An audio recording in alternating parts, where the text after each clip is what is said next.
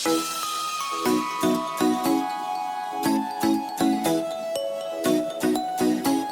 sa inyong lahat, bagong taon.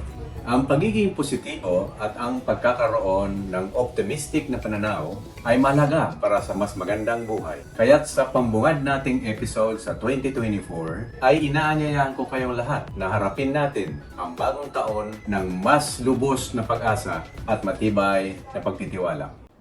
Hello everybody and welcome to my channel, Empowered by Nano.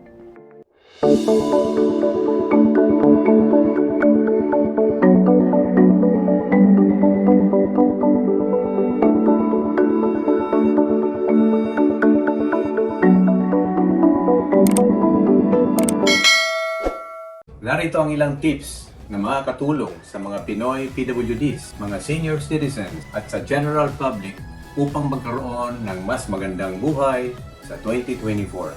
Una ay magkaroon ng wastong komunikasyon. Mahalaga makipag-ugnayan sa mga PWD or sa mga nakatatandang sa paraang komportable at iginagalang sila. Huwag natin silang gawing katatawanan or maliitin dahil sa kanilang kalagayan. Bagkos ay hikayatin natin silang maging matagumpay at maging masaya sa buhay kahit man lang sa tama at may paggalang na pakikipag-usap. Ang kanilang tagumpay ay atin ding tagumpay at ang kanilang kasiyahan ay atin ding kasiyahan. At kung kayo naman ay PWDs or elderly, ay sikaping huwag maging maramdamin or sobrang sensitive sa mga taong nakakasalamuhan ninyo.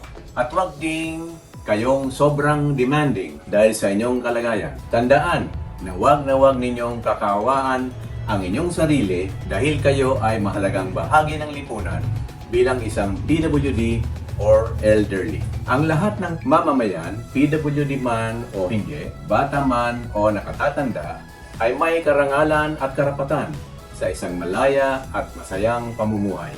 Kaya ibigay natin ang respeto sa bawat isa sa pamamagitan ng wastong komunikasyon.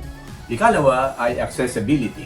Makatutulong ang mga arkitekto at designer na gawing mas madali ang buhay ng mga PWD at nakatatanda sa pamamagitan ng wastong disenyo ng mga gusali.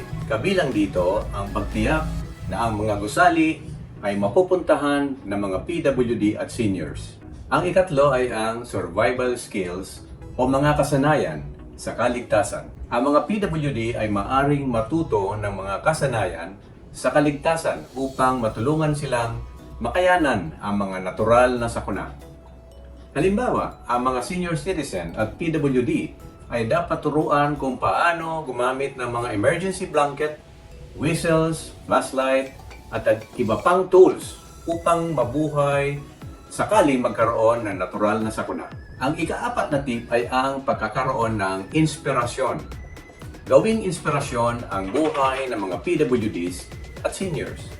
Maraming nakaka-inspire na seniors at PWDs sa Pilipinas na nagtagumpay sa pisikal at mental na mga hamon upang makamit ang kanilang mga layunin. Ang pagbabasa tungkol sa kanilang mga kwento ay maaaring mapagkunan ng inspirasyon.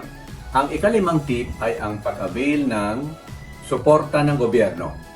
Kinikilala ng Konstitusyon ng Pilipinas ang pangangailangan suportahan ang mga mahihinang sektor ng lipunan, kabilang ang mga PWDs at seniors. Ang pamahalaan ay nagtatag ng mga espesyal na ahensya para sa mga taong may kapansanan para sa kanilang rehabilitasyon, pagpapaunlad sa sarili, pag-asa sa sarili at kanilang pagsasama sa lipunan. At nagtatag din ng komisyon ang pamahalaan para maasikaso ang issues tungkol sa senior citizens. Kung kinakailangan ng tulong, ay huwag mag-atubiling makipag-ugnayan sa mga ahensyang ito. Sana ay makatulong ang mga tips na ito. Ipaalam lamang ninyo sa inyong lingkod kung mayroon pa kayong ibang mga katanungan o mayroon kayong topic na nais ninyong matalakay sa mga susunod nating video. Ilagay lamang ito sa comment section below. Samantala ay narito pa ang karagdagang paalaala or tips na makakatulong sa mga nakatatandang Pilipino upang magkaroon ng mas magandang buhay sa 2024. Una ay ang pagkakaroon ng healthcare. Ang mga senior citizens sa Pilipinas ay may karapatan sa iba't ibang benepisyo at diskwento, kabilang ang mga libreng maintenance na gamot para sa hypertension, hika at diabetes, libreng nursing services sa bahay, at libreng eye check-up at prescription glasses. Magtungo lamang kayo sa inyong barangay o sa tanggapang DSWD at magtanong tungkol sa mga benepisyong ito. May kukuha mo rin ang inyong mga magulang ng health card upang matiyak na mayroon silang access sa mga serbisyong pangangalagang pangkalusugan na kailangan nila. Pangalawang dagdag na tip ay ang financial assistance. Ang gobyerno ng Pilipinas ay nagbibigay ng buwanang social pension na 1,000 sa mga mahihirap na senior citizen. Bukod pa rito, ang mga senior citizen na umabot sa 100 taong gulang ay tumatanggap ng isang beses na cash na regalo na 100,000 pesos. Ang ikatlong tip ay ang respect and love or paggalang at pagmamahal. Habang papalapit ang mga matatandang miyembro ng lipunan sa kanilang takip silim, mahalagang tulungan sila na tumandang maginhawa at patuloy na tiyakin na kanilang nadarama na sila ay mahalaga, iginagalang, kailangan at minamahal.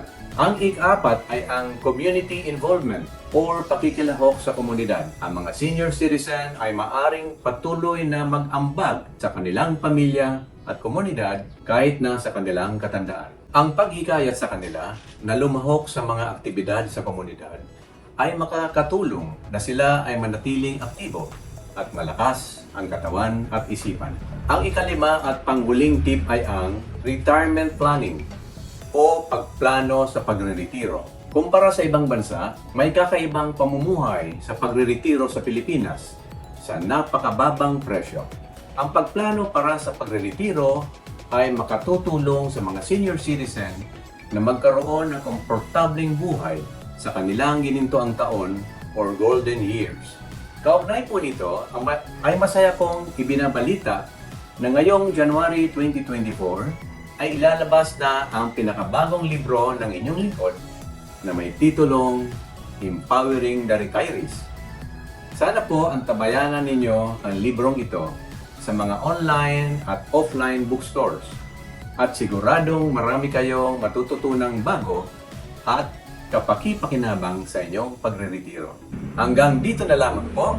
Sana ay makatulong ang mga tips na aking nabanggit. I-post lamang sa comment section kung meron kang iba pang katanungan. Hanggang sa ating next video at talakayan, ito po si Nano ang nagsasabing Happy New Year! Keep informed and be empowered. Bye! Salamat sa inyong panonood. Huwag kalimutan mag-subscribe, like, and share. Follow us on our Facebook pages